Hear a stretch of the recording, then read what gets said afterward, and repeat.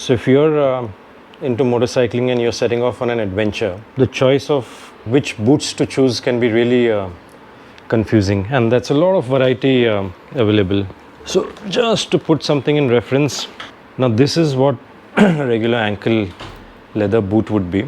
On this particular boot, the sole is quite stiff, but there's still a bit of flex, as you can see, and there's no protection on the side, but the leather itself will provide you some form of abrasion resistance. I mean, this is okay to just head out to your local coffee shop, run some errands and stuff. Next, we'd get what is a normal, I would classify this as a short or an urban boot.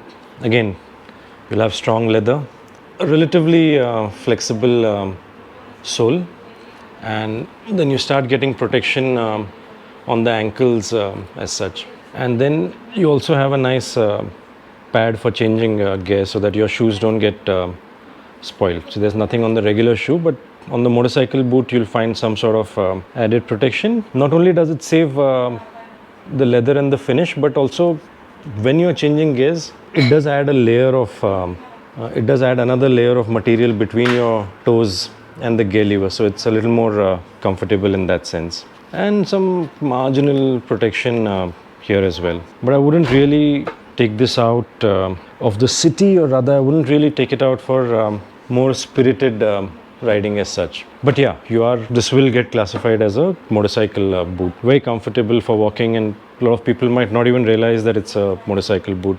Next, we'll come up to what would be really a full-size touring boot. Here is where a little more protection gets added between the ankle and also here on the shin part of it. Touring boots generally, they close up very tight, so a lot of your pants can actually come over these boots. So your pants will come up to here, and only this part of the boot is really exposed, and looks quite normal. A lot of times they'll feature zippers to close and open, and then different boots will have different sort of closing and adjusting mechanisms. You'll also get them in a variety of waterproofing things. So decent leather, decent abrasion protection can get you quite a good waterproofing ability, but still quite flexible, so very comfortable to walk around, and so suits all your touring needs. If you want to get a little more adventurous, then what you will find is something like this, which is sold, or which is called as an adventure boot. As you can see, it starts to get taller, the opening starts to get wider, and now you start to see some sort of solid plastic protection, whether it's here, whether it's at the heel guard, on the sides. And then we also start to see the appearance of buckles as such, instead of zips. Now, this is a good feature, and anytime you're going in a dusty, muddy environment, you'd rather take buckles instead of zips. But that's more starts to get much stiffer, but it's still, you can still flex it. So it's okay as an adventure boot, but if you want to now get really adventurous, and it doesn't matter whether you ride an adventure bike or not, but if you want to get adventurous in your riding, then what you can step up to is a proper off-road boot. Now you can really see the difference between how beefy this boot is, and now you'll see a lot more protection in terms of hard plastic here, this entire front section, even at the back, makes a very different case for itself. And of course, always buckles.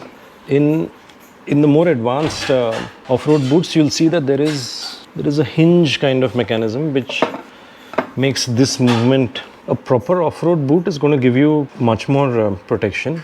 And if you're planning on doing any sort of adventure riding or adventurous riding, if you're going to push your limits and boundaries, then this is what you should really be investing in and using. This is going to be hard to crush from all sides, and your leg is going to be placed inside this. So you want something that's going to protect you. You want something that's going to protect your leg even when the bike is on top of it. You want to maybe take some hits of some rocks and chutes and stuff. Forget about a so-called boot that is marketed as an adventure boot and go straight for the off-road boot. The sort of only downside is that a lot of these off-road boots are not waterproof, and that will sometimes make you choose between whether you want protection or whether you want comfort in that sense. So unless you're really expecting a lot of wet weather and it's worth compromising your safety, just always stick with a off-road boot for adventure riding. So yeah, if there